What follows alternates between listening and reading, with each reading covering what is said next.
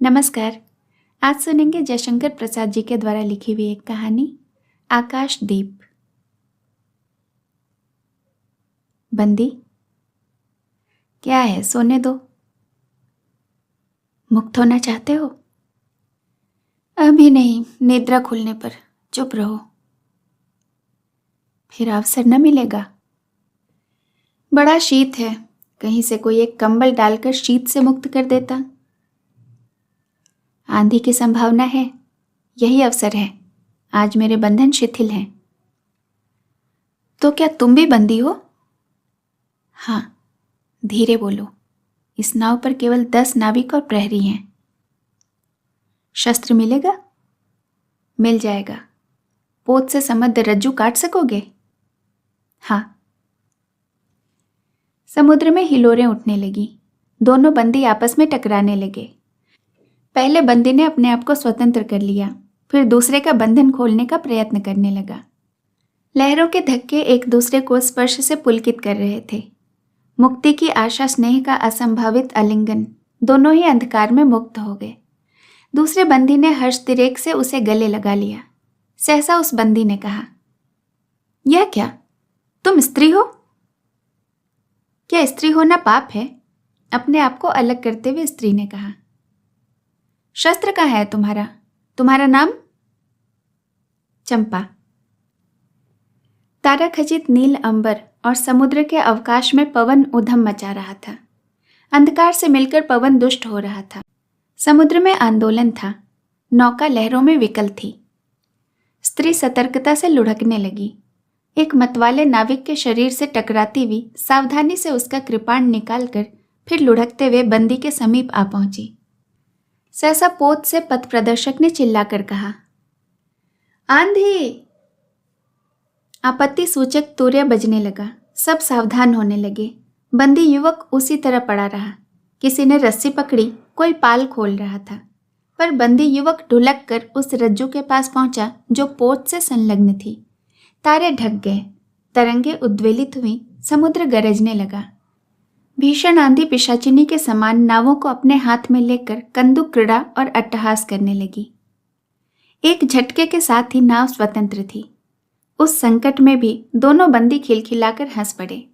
आंधी के हाहाकार में उन्हें कोई सुन न सका। अनंत जल निधि में उषा का मधुर आलोक फूट पड़ा। सुनहली किरणों और लहरों की कोमल सृष्टि मुस्कुराने लगी। सागर शांत था। नाविकों ने देखा, पोत का पता नहीं, बंदी मुक्त हैं। नायक ने कहा, बुद्धगुप्त, तुमको किसने मुक्त किया? कृपाण दिखाकर बुद्धगुप्त ने कहा, इसने। नायक ने कहा, तो तुम्हें मैं फिर बंदी बनाऊंगा। किसके लिए? पोताध्यक्ष मणिभद्र अतल जल में समा गया होगा नायक। अब इस नौका का स्वामी मैं हूं। तुम? जलदस्यु बुद्धगुप्त? कदापि नहीं। चौंक कर नायक ने कहा और अपना कृपाण टटोलने लगा। चंपा ने इसके पहले ही उस पर अधिकार कर लिया था। वह क्रोध से उछल पड़ा। तो तुम द्वंद्व युद्ध के लिए प्रस्तुत हो जाओ। जो विजयी होगा वही स्वामी होगा। इतना कहकर बुद्धगुप्त ने कृपाण देने का संकेत किया। चंपा ने कृपाण नायक के हाथ में दे दिया। भीषण घात प्रतिघात आरंभ हुआ। दोनों कुशल, दोनों त्वरित गति वाले थे। बड़ी निपुणता से बुद्धगुप्त ने अपना कृपाण दांतों से पकड़कर अपने दोनों हाथ स्वतंत्र कर लिए। चंपा भय और विस्मय से देखने लगी। नाविक प्रसन्न हो गए। बुद्धगुप्त ने लाघव से नायक का कृपाण वाला हाथ पकड़ लिया और विकट हुंकार से दूसरा हाथ कटी में डाल उसे गिरा दिया। दूसरे ही क्षण प्रभात की किरणों में बुद्धगुप्त का विजयी कृपाण हाथों में चमक उठा। नायक के कातर आंखें प्राण भिक्षा मांगने लगी। बुद्धगुप्त ने कहा, बोलो, अब स्वीकार है या नहीं?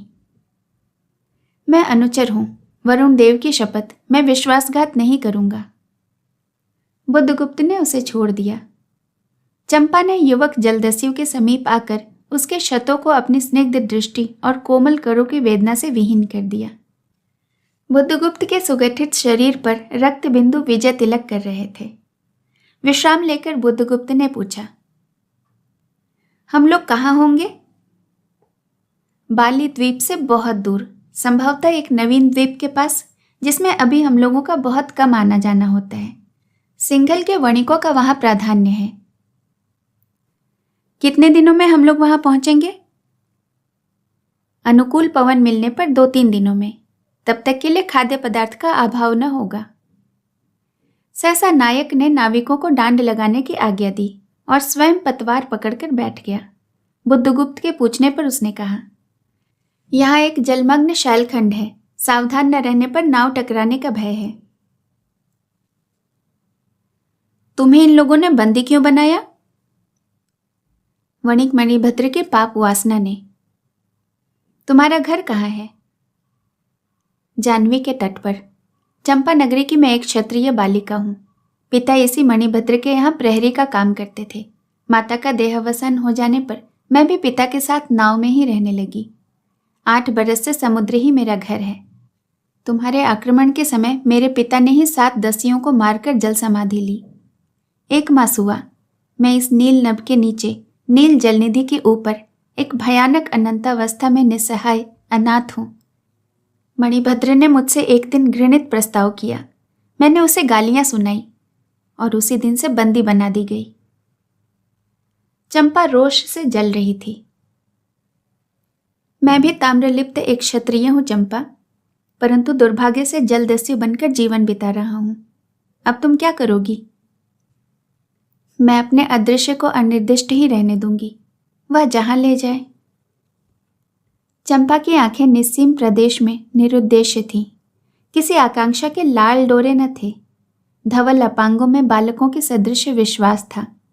हत्या व्यवसायी दस्यु भी उसे देखकर कांप गया। उसके मन में एक संभ्रमपूर्ण श्रद्धा यौवन की पहली लहरों को जगाने लगी। समुद्र वक्ष पर विलंबमय राग रंजित संध्या थिरकने लगी। चंपा के असंयत बाल उसकी पीठ पर बिखरे थे। दुर्दांत दस्यु ने देखा अपनी महिमा में अलौकिक एक तरुण बालिका। वह विस्मय से अपने हृदय को टटोलने लगा। उसे एक नई वस्तु का पता चला, वह थी कोमलता। उसी समय नायक ने कहा, हम लोग द्वीप के पास पहुंच गए। बेला से नाव टकराई। चंपा निर्भीकता से कूद पड़ी। मांझी भी उतरे। बुद्धगुप्त ने कहा, जब इसका कोई नाम ही नहीं है तो हम लोग इसे चंपा द्वीप कहेंगे। चंपा हंस पड़ी। 5 बरस बाद शरद के धवल नक्षत्र नील गगन में झिलमिला रहे थे। चंद्र की उज्जवल विजय पर अंतरिक्ष में शरद लक्ष्मी ने आशीर्वाद के फूलों और खीलों को बिखेर दिया था। चंपा के एक उच्च सौध पर बैठी हुई तरुणी चंपा दीपक जला रही थी। बड़े यत्न से अभ्रक की मंजूषा में दीप धरकर उसने अपनी सुकुमार अंगुलियों से डोरी खींची। वह दीपधार ऊपर चढ़ने लगा। भोली भोली आंखें उसे ऊपर चढ़ते बड़े हर्ष से देख रही थीं। डोरी धीरे धीरे खींची गई। चंपा की कामना थी कि उसका आकाश दीप नक्षत्रों से हिल मिल जाए, किंतु वैसा होना असंभव था। उसने आशा भरी आंखें फिरा ली। सामने जल राशि का रजत श्रृंगार था। वरुण बालिकाओं के लिए लहरों से हीरे और नीलम की क्रीड़ा शैल मालाएं बना रही थीं, और वे मायाविनी छलनाएं अपनी हंसी का कलनाद छोड़कर छिप जाती थीं। दूर दूर से घीवरों का वंशी झनकार उनके संगीत सा मुखरित होता था। चंपा ने देखा कि तरल संकुच जलराशि में उसके कंडील का प्रतिबिंब अस्त व्यस्त था। वह अपनी पूर्णता के लिए सैकड़ों चक्कर काटता था। वह अनमनी होकर उठ खड़ी हुई, किसी को पास न देखकर पुकारा, जया। एक श्यामा युवती सामने आकर खड़ी हो गई। वह जंगली थी। नील नभोमंडल से मुख में शुद्ध नक्षत्रों की पंक्ति के समान उसके दांत हंसते ही रहते। वह चंपा को रानी कहती थी। बुद्धगुप्त की यही आज्ञा थी। महानाविक कब तक आवेंगे, बाहर पूछो तो, चंपा ने कहा, और जया चली गई। दुरागत पवन चंपा के अंचल में विश्राम लेना चाहता था। उसके हृदय में गुदगुदी हो रही थी। आज न जाने क्यों वह बेसुध थी। वह दीर्घकाल दृढ़ पुरुष ने उसकी पीठ पर हाथ रखकर उसे चमत्कृत कर दिया। उसने फिर कर कहा, बुद्धगुप्त, बावली हो क्या? यहां बैठी हुई अभी तक दीप जला रही हो? तुम्हें यही काम करना है? क्षीर निधिशायी अनंत की प्रसन्नता के लिए क्या दासियों से आकाश दीप जलवाऊं? हंसी आती है। तुम किसको दीप जलाकर पथ दिखाना चाहती हो? उसको जिसने तुमने भगवान मान लिया है? हाँ, वह भी तो कभी भटकते हैं, भूलते हैं, नहीं तो बुद्धगुप्त को इतना ऐश्वर्य क्यों देते? तो बुरा हुआ क्या इस द्वीप की अधीश्वरी चंपा रानी? मुझे इस बंदी गृह से मुक्त कर दो। अब तो बाली, जावा, सुमात्रा का वाणिज्य केवल तुम्हारे ही अधिकार में है महानाविक। परंतु मुझे उन दिनों की स्मृति सुहावनी लगती है जब तुम्हारे पास एक ही नाव थी और चंपा के उपकूल में पन्ने लाद कर हम लोग सुखी जीवन बिताते थे। इस जल में अनगिनत बार हम लोगों की तरी आलोक में प्रभात की तारिकाओं की मधुर ज्योति में थिरकती थी बुद्धगुप्त। उस विजन अनंत में मांझी सो जाते थे, दीपक बुझ जाते थे, पर हम तुम परिश्रम से थक कर पालों में शरीर लपेटकर एक दूसरे का मुंह क्यों देखते थे? वह नक्षत्र की मधुर छाया। तो चंपा, अब उससे भी अच्छे ढंग से हम लोग विचर सकते हैं। तुम ही तो मेरे प्राणदात्री हो, मेरे सर्वस्व हो। नहीं नहीं, तुमने 10वीं वृत्ति छोड़ दी, परंतु हृदय वैसा ही अकरुण, सतृष्ण और ज्वलनशील है। तुम भगवान के नाम पर हंसी उड़ाते हो, मेरे आकाश दीप पर व्यंग कर रहे हो नाविक। उस प्रचंड आंधी में प्रकाश की एक एक किरण के लिए हम लोग कितने व्याकुल थे। मुझे स्मरण है, जब मैं छोटी थी, मेरे पिता नौकरी पर समुद्र में जाते थे। मेरी माता मिट्टी का दीपक बांस की पिटारी में भागीरथी के तट पर बांस के साथ ऊंचा टांग देती थी। उस समय वह प्रार्थना करती थी, भगवान, मेरे पथभ्रष्ट नाविक को अंधकार में ठीक पथ पर ले जाना। और मेरे पिता बरसों बाद लौटते तो कहते, साध्वी, तेरी प्रार्थना से भगवान ने संकटों में मेरी रक्षा की। वो गदगद हो जाती, मेरी माँ।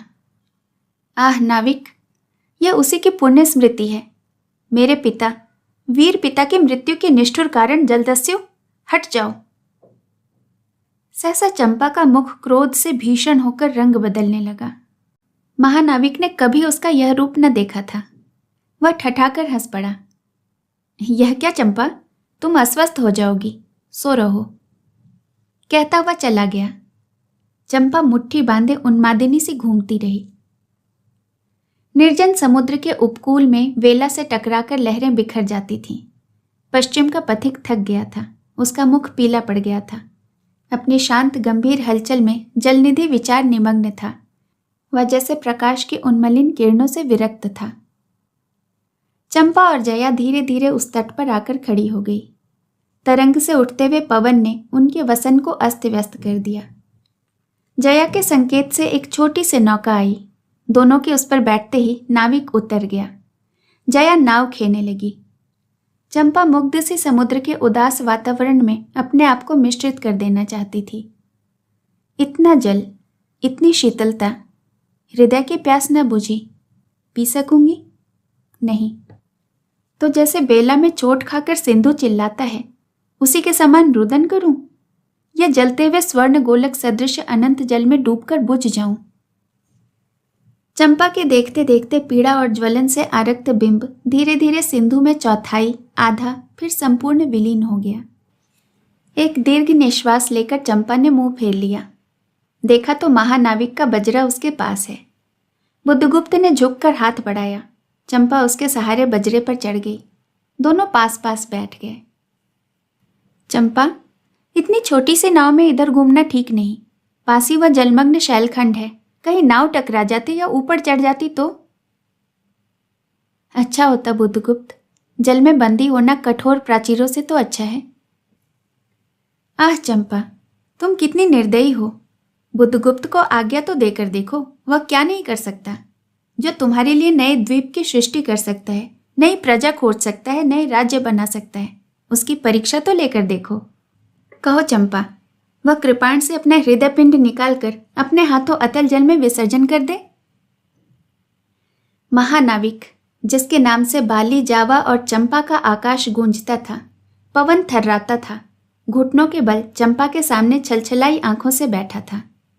सामने शैलमाला की चोटी पर हरियाली में विस्तृत जल देश में नील पिंगल संध्या, प्रकृति की सदृश कल्पना, विश्राम की शीतल छाया, स्वप्न लोक का सृजन करने लगी। उस मोहिनी के रहस्यपूर्ण नील जाल का कुहक स्फुट हो उठा, जैसे मदिरा से सारा अंतरिक्ष सिक्त हो गया। सृष्टि नील कमलों में भर उठी। उस सौरभ से पागल चंपा ने बुद्धगुप्त के दोनों हाथ पकड़ लिए। वहां एक आलिंगन हुआ, जैसे क्षितिज में आकाश और सिंधु का। किंतु उस परिरंभ में सहसा चैतन्य होकर चंपा ने अपने कंचुकी से एक कृपाण निकाल लिया।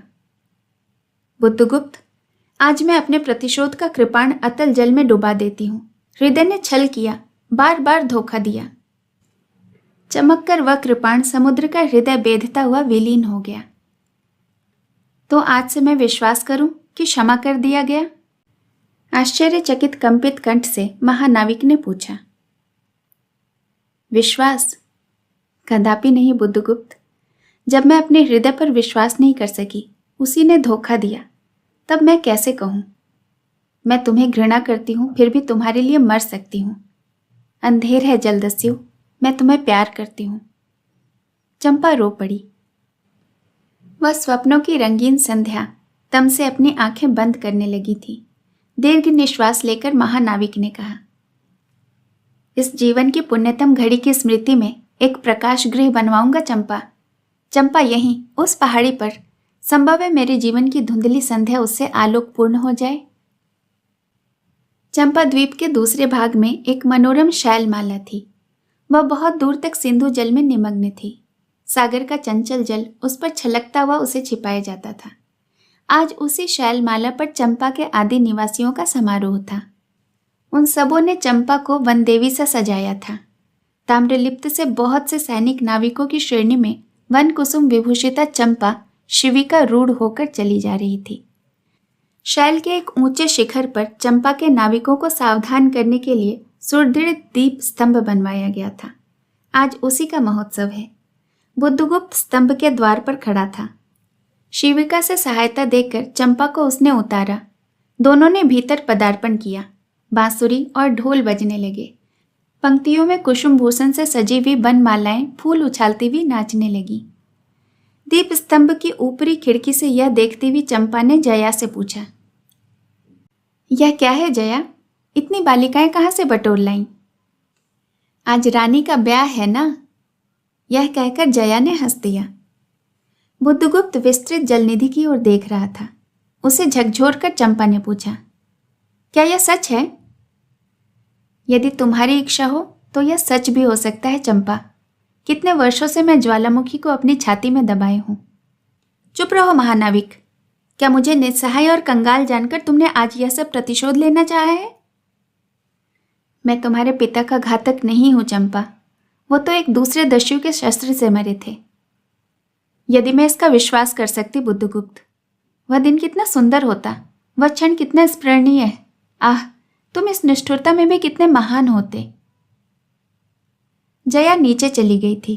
स्तंभ के संकीर्ण प्रकोष्ठ में बुद्धगुप्त और चंपा एकांत में एक दूसरे के सामने बैठे थे। बुद्धगुप्त ने चंपा के पैर पकड़ लिए। उच्छ्वासित शब्दों में वह कहने लगा, चंपा, हम लोग जन्मभूमि भारतवर्ष से इतनी दूर इस निरीह प्राणियों में इंद्र और शची के समान पूजित हैं, पर न जाने कौन अभिशाप हम लोगों को अभी तक अलग किए हुए है। स्मरण होता है वह दार्शनिकों का देश, वह महिमा की प्रतिमा। मुझे वह स्मृति नित्य आकर्षित करती है, परंतु मैं क्यों नहीं जाता जानती हो? इतना महत्व प्राप्त करने पर भी मैं कंगाल हूं। मेरा पत्थर सा हृदय एक दिन सहसा तुम्हारे स्पर्श से चंद्रकांत मणि की तरह द्रवित हुआ था। चंपा, मैं ईश्वर को नहीं मानता, मैं पाप को नहीं मानता, मैं दया को नहीं समझ सकता, मैं उस लोक में विश्वास नहीं कर सकता, पर मुझे अपने हृदय के एक दुर्बल अंश पर श्रद्धा हो चली है। तुम न जाने कैसे एक बहकी हुई तारिका के समान मेरे शून्य में उदित हो गई हो। आलोक की एक कोमल रेखा इस निविड़तम में मुस्कुराने लगी। पशु बल और धन के उपासक के मन में किसी शांत और एकांत कामना की हंसी खिलखिलाने लगी, पर मैं हंस न सका। चलोगी चंपा?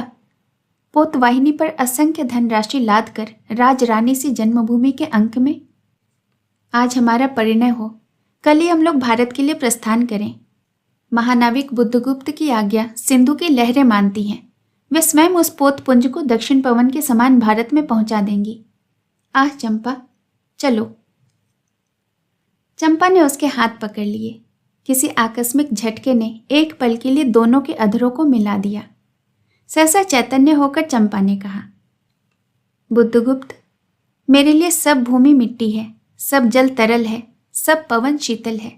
कोई विशेष आकांक्षा हृदय में अग्नि के समान प्रज्वलित नहीं। सब मिलकर मेरे लिए एक शून्य है। प्रिय नाविक, तुम स्वदेश लौट जाओ विभवों का सुख भोगने के लिए, और मुझे छोड़ दो इस निरीह भोले भाले प्राणियों के दुख की सहानुभूति और सेवा के लिए। तब मैं अवश्य चला जाऊंगा चंपा।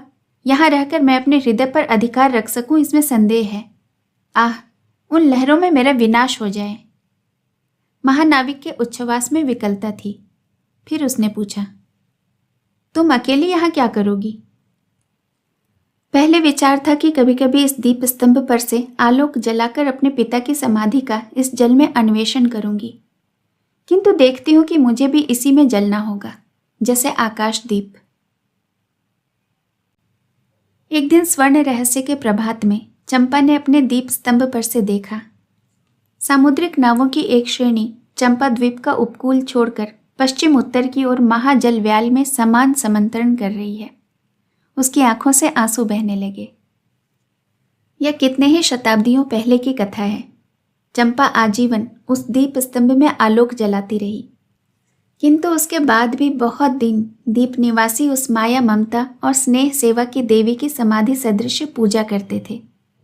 एक दिन काल के कठोर हाथों ने उसे भी अपनी चंचलता से गिरा दिया। कहानी सुनने के लिए आपका बहुत बहुत धन्यवाद। फिर मिलूंगी एक नई कहानी के साथ। नमस्कार। कहानी अच्छी लगे तो इसे एक लाइक कर दीजिएगा। चैनल पर नए हैं तो चैनल को सब्सक्राइब कर लीजिए, क्योंकि ऐसी ढेरों कहानियाँ आपको यहाँ सुनने को मिलेंगी। और हाँ, आपके कमेंट्स हमारे लिए बहुत महत्व रखते हैं।